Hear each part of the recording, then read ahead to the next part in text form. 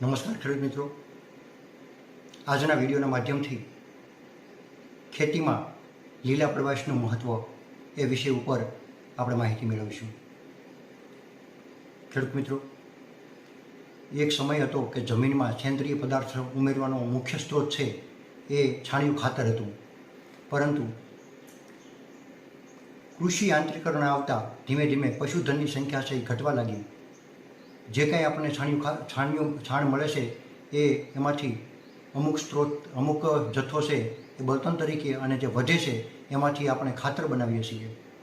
હવે આ જે ખાતર બનાવવામાં આવે છે એની પદ્ધતિ સાચી ન હોવાને કે અથવા તો યોગ્ય ન હોવાને કારણે આપણે જે ખાતર છે છાણિયું ખાતર એ સોના જેવું ખાતર કે ગળિયું ખાતર મેળવી શકતા નથી, જેને કારણે આપણે જમીનમાં સેન્દ્રિય પદાર્થ જે જળવાવો જોઈએ યોગ્ય રીતે એ જળવાતો નથી.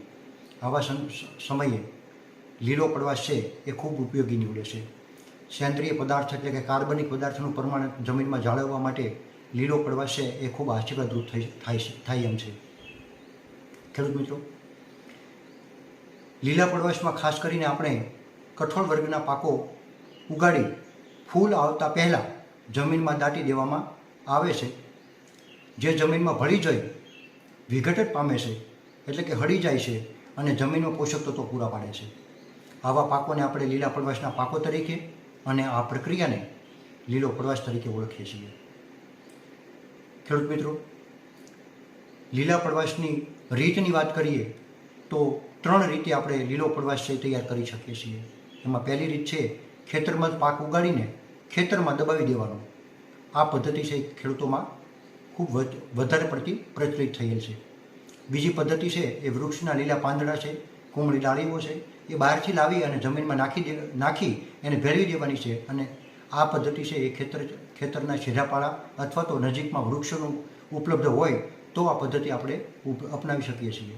ત્રીજી પદ્ધતિ છે એ લીલા પ્રવાસના પાકો ખેતરમાં ઉગાડી તેમાંથી કમ્પોસ્ટ ખાતર બનાવી ઉપયોગ એનો કરવામાં આવે છે.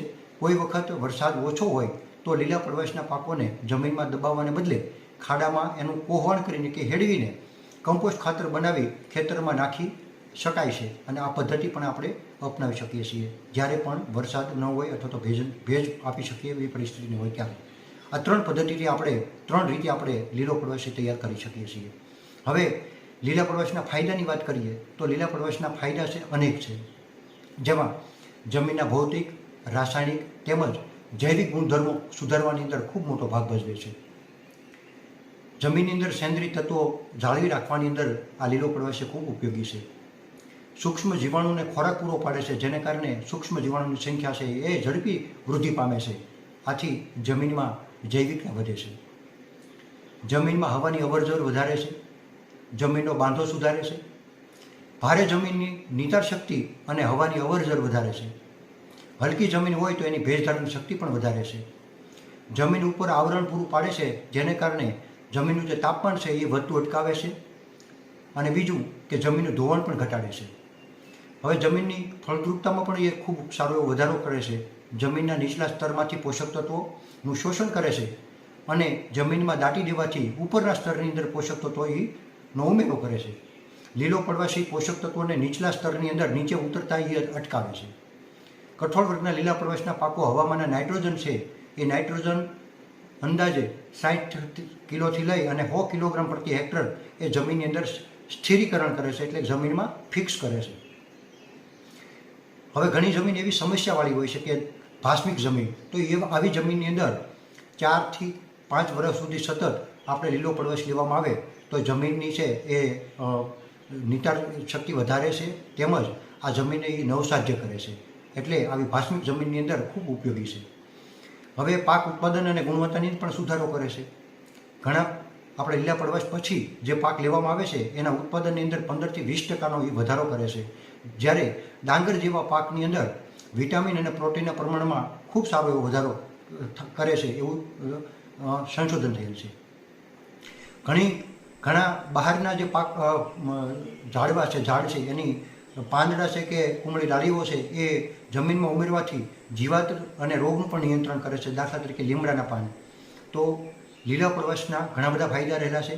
હવે લીલા પ્રવાસ માટે એના જે પાકની પસંદગીમાં કઈ કઈ બાબતની કાળજી રાખવી જોઈએ, તો લીલા પ્રવાસ માટે બને ત્યાં સુધી કઠોળ વર્ગના પાકો પસંદ કરવા જોઈએ. વધારેમાં વધારે બાયોમાસ કે લીલો પદાર્થ મળે એવા પાક પસંદ કરવા જોઈએ.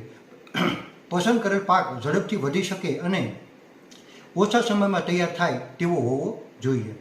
પસંદ કરેલ પાકના થડ છે એ જેમ બને તેમ પોચા અને થડ અને ડાળીઓની કરતાં એના પાંદડાનું પ્રમાણ ખૂબ વધારે હોવું જોઈએ, જેથી તે ઝડપથી ઓવાઈ જાય, ખરી જાય.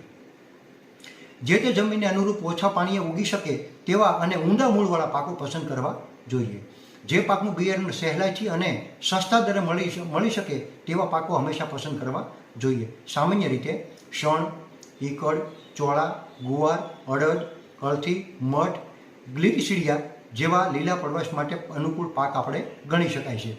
હવે લીલા પ્રવાસના પાકોમાં શણ છે એનું બિયારણ છે એ 80 કિલો પ્રતિ હેક્ટર જોઈએ છે.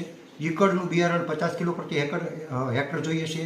મગ અને ચોળા છે એ 40 કિલો પ્રતિ હેક્ટર જોઈએ છે. અને અડદનું બિયારણ છે એ 50 કિલો પ્રતિ હેક્ટર લીલા પ્રવાસ માટેના આ બિયારણની આપણે 1 હેક્ટરે જરૂરિયાત રહે છે.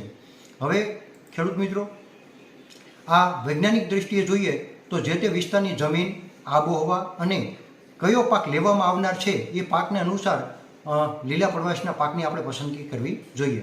પિયતની સગવડ હોય તો લીલા પ્રવાસનું આગોતરું વાવેતર એટલે કે ચોમાસું બેસતા પહેલાં 15 થી 20 દિવસ અગાઉ કરવું જોઈએ. અને પિયતની સગવડ ન હોય તો ચોમાસું બેસવાની સાથે આપણે વાવેતર કરવું જોઈએ.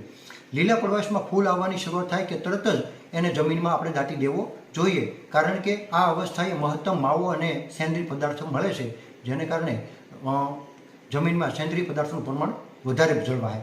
મોડું કરવામાં આવે તો જો એને જમીનમાં મોડું દાટવામાં આવે તો રેસાનું પ્રમાણ વધી જાય છે, જેને કારણે ટૂંકમાં સડવાની પ્રક્રિયા ધીમી થઈ જાય છે.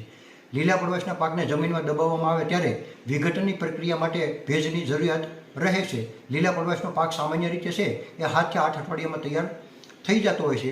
અને ત્યારબાદ એને જો દાટી દઈએ તો દાટી દઈ અને 1 થી 2 અઠવાડિયા બાદ કોઈ પણ પાક છે આપણે વાવણી અથવા તો એની રોપણી કરી શકીએ છીએ. લીલા પ્રવાસનો પાક ક્યારે દાટવો જોઈએ, તો એને આપણે કીધું કે ફૂલ આવતા પહેલાં જમીનમાં એને દબાવી દેવો જોઈએ. હવે લીલા પ્રવાસની આપણે વાત કરીએ તો આ પાક લીલો પ્રવાસ છે એ સામાન્ય રીતે ખાસ કરીને દિવેલા છે, શેરડી છે, ગુવાર છે, તમાકુ છે અને જે રોપાણની ડાંગર છે એ પાકની અંદર પાકો વાવતા પહેલાં લીલા પ્રવાસનો પાક આપણે લઈ શકીએ છીએ. કારણ કે દિવેલા, શેરડી, ગુવાર, તમાકુની વાવણી અને ડાંગરની રોપણી છે એ ચોમાસું બેસતાની સાથે કરવામાં આવતી નથી. તો ખેડૂત મિત્રો, આ વાત થઈ લીલા પ્રવાસની. તમે લીલા પ્રવાસનો પાક લઈ અને જમીનમાં દબાવી દઈ અને ત્યારબાદ એ હળ્યા બાદ 1 થી 2 અઠવાડિયા પછી કોઈ પણ પાકની વાવણી અથવા તો એની જો રોપણી કરવામાં આવે તો આપણી જમીનની અંદરથી એ પાક છે, બીજો અન્ય પાક છે એ ખૂબ સારું ઉત્પાદન આપી શકે છે. 15 થી 20% વધારે ઉત્પાદન આપે છે. તો ખેડૂત મિત્રો, જમીનમાં કાર્બનનું પ્રમાણ વધારવા માટે, જમીનની અંદર હવા છે એ હવાની અવરજવર વધારવા માટે, જમીનની છિદ્રાળુતા વધારવા માટે, ભેજ શક્તિ વધારવા માટે, તેમજ કોઈ પણ સંજોગોની અંદર આપણે રાસાયણિક ખાતરોનું જે પ્રમાણ ઘટાડવા માટે અને ક્રમશઃ ઘટાડી અને જમીનની ભૌતિક, રાસાયણિક અને જૈવિક એના જે ગુણધર્મો છે એ ગુણધર્મો આપણે સુધારી અને ખૂબ સારું ખેત ઉત્પાદન મેળવી શકીએ છીએ. તો ખેડૂત મિત્રો, આ માહિતી છે લીલા પ્રવાસની, એ માહિતી તમને ખૂબ ઉપયોગી થશે. આ માહિતીનો તમે તમારા ખેતરમાં થોડા ઘણા 1 વીઘો 2 વીઘો તમારી જેટલી અનુકૂળતા હોય એ મુજબ ટૂંકમાં લીલા પ્રવાસનો પાક લેજો. અને લીલો પ્રવાસના પાક લીધા બાદ તમને ખુદને અનુભવ થશે કે જે બીજો પાક લેવામાં આવે છે એ પાકનું ઉત્પાદન કેટલું વધે છે. તો તમારા આ માહિતીનો ઉપયોગ કરી તમે તમારી ખેતીને છે એ ખૂબ સારી બનાવો એવી ભગવાનને પ્રાર્થના કરી અને આ માહિતીનો વિડીયો અહીં પૂર્ણ કરું છું. ખેડૂત મિત્રો, આપ સૌનો ખૂબ ખૂબ આભાર. જય જવાન, જય કિસાન, વંદે માતરમ, ભારત માતા કી જય. આભાર ખેડૂત મિત્રો.